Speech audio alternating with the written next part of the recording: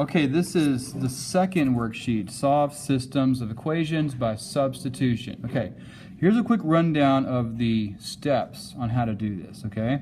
Step 1, select the equation that's already solved for either x or y, okay? If you don't have one, then you need to choose a variable and solve for either x or y.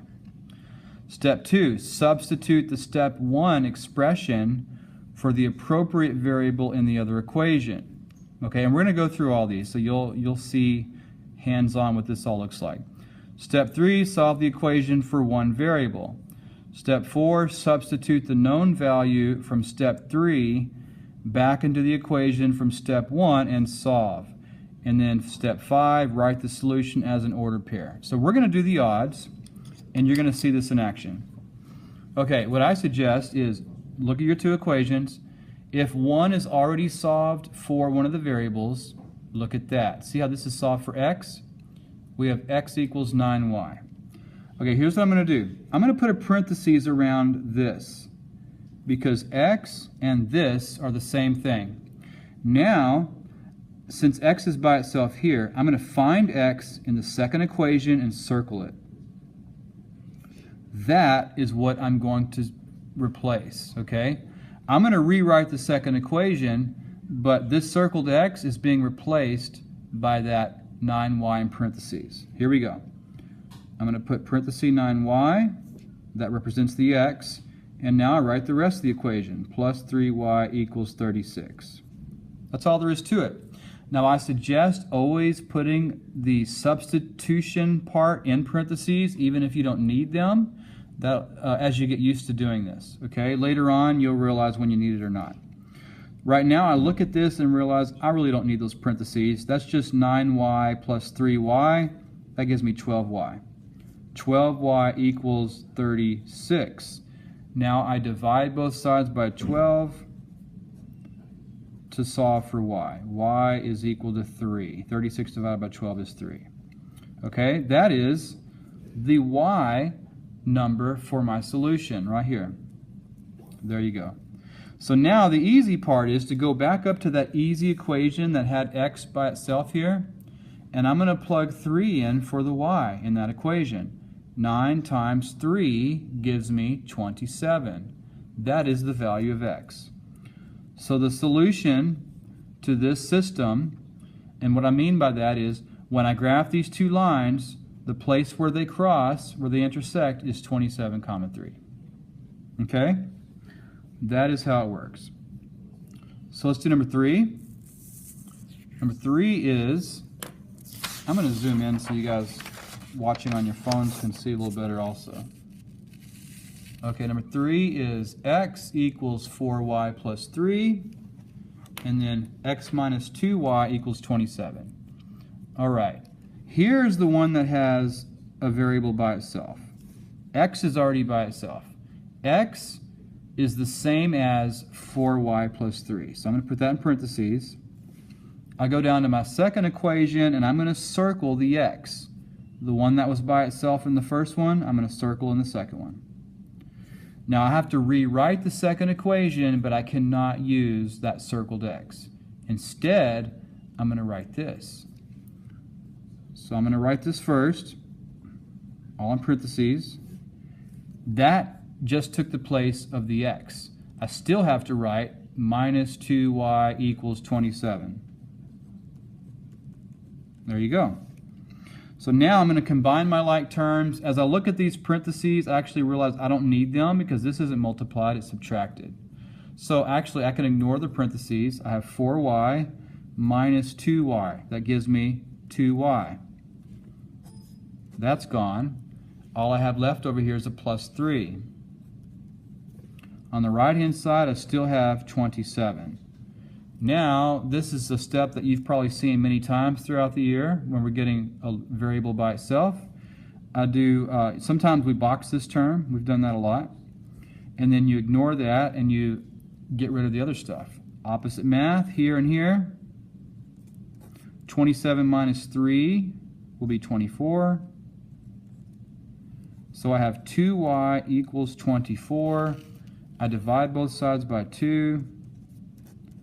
Y is equal to 12. Since that's the y value, I'm going to put that right here. Okay? Now that I know one of the variables, I'm going to go up to the first equation where x is by itself. Instead of 4y plus 3, now I know it's actually 4 times 12 plus 3. If you count by your 12s, 12, 24, 36, 48. So this gives me 48, then I add 3, that gives me 51. So 51 comma 12 is the solution to number 3. One more and we'll be done with the odds. We're going to go to the back to one of the word problems. I'll zoom out so we can read it. The perimeter of a rectangle is 68 centimeters. And I want to give you guys forewarning, there will be a perimeter, a specific perimeter question on your test that's coming up after break, okay? So make sure you're familiar with this. The perimeter of a rectangle is 68 centimeters. So think of a rectangle. How do you find perimeter? You add up all the sides. Well, specifically, the sides are length, width, length, width. If we used our algebra skills and combined our like terms, that would be 2 lengths plus 2 widths. And that is how you derive the formula for perimeter. You really can start with common sense of just drawing a picture, combine your like terms, you end up with this. The perimeter equals 2 lengths plus 2w. However, they gave us the value of the perimeter. The perimeter is 68 centimeters, so the 68 goes right here. At this point, you can see that we can go ahead and define our variables since we already got our first equation. The L is length, the W is width. Okay, the second equation we get by reading this next sentence carefully. The length of the rectangle is 4 more than twice the width. Well, right here, the length is, that is L equals, because L is the length and is means equals. The length of the rectangle is. Now, whenever you're dealing with less and more, to be able to add or subtract, you have to start with something. 4 more than what? 4 more than something, right? So the adding of 4, if you want to write it exactly how it's saying, you might put the 4 on the end. Does it matter? It doesn't really matter. But get in that habit of knowing it's 4 more than something. That way, when you're doing subtraction problems, you'll always be in the habit of putting that on the end as well. Okay, so 4 more than something. What is that something? It's twice the width. Twice means 2 times. And width we already defined as W. So you can read this as the length is 4 more than twice the width. That is your second equation. Now let's take a look at our equations and see if something is isolated. Is one of our variables isolated? Yes, the L is already isolated. So I'm going to go ahead and put parentheses around that. L is the same thing as this. So I'm going to circle the L in the first equation, and I'm going to rewrite the first equation, and I'm going to put this parenthesis part right here in place of L. All right, over here on the left-hand side. Instead of 2 times L, it's 2 times 2W plus 4. Okay? This big jumble of stuff is the same thing as just writing 2L. Take a close look at that. If you have to pause the video, go ahead. Here's the same 2, but here I have an L, and here is the substitute for the L. I still have to write the whole rest of the equation. Plus 2W equals 68. There you go. Now I'm going to go ahead and do my math steps. I do have some distribution here, so the parentheses were very important here. I distribute 2. 2 times 2W is 4W.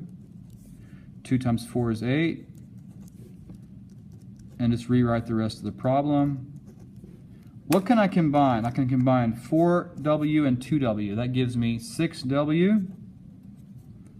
Those are gone. What else do I have on the left? I have 8, so plus 8 equals 68. Now I want to isolate my W. So here's the term that has my W that I want to solve for. I want to start moving everything else away. So the opposite of adding 8 is subtracting 8. 68 minus 8 is 60. So we have 6w equals 60. My last step is to divide both sides by that 6. W is equal to 10, because 60 divided by 6 is 10. So the width of that rectangle is 10 centimeters. What's the length? Well, go back to that easy equation that has length already isolated. Instead of 2w plus 4, now you can plug the 10 in for w. 2 times 10 plus 4. 2 times 10 is 20, plus 4 gives you a length of 24 centimeters. And if you're doing this on a test and you really want to check your work, you have 2 of these and you have 2 of these. 24 plus 24 plus 10 should give you the problem, the number they had in the problem, 68. 24 plus 24, plus 10 plus 10. There's your 68. Okay? So now you know it's right. So make sure, if there's a way to check a problem during a test, make sure you do that. Okay, if you have questions on the evens, see us in tutoring or in class.